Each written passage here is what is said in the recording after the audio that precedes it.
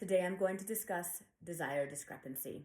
It's the most common issue I see in my office as a sex therapist because it's the most common issue couples in long-term relationships struggle with. Two people inevitably don't have the same level of interest for sex. The function of testosterone is to increase our arousal and make it more accessible for us.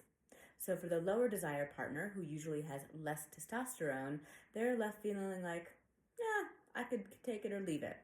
Hence, we have our conflict.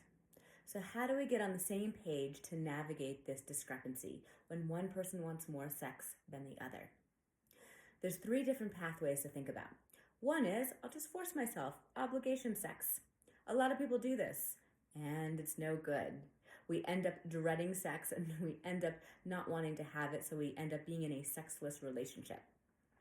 The next is through the portal of eroticism, where we generate a lot of fantasy, where we might use porn or moving erotica, and we really infuse our relationship with eroticism.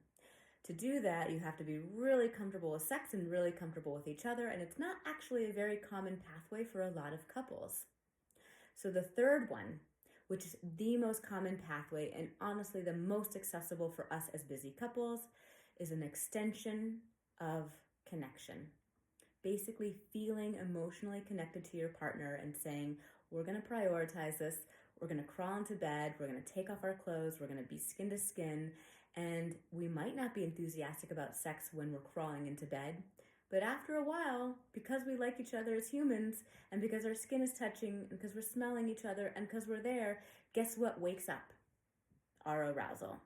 So, think about sex through the portal of connection, crawl into bed, take off your clothes, and just make a date to do that once a week and see what happens.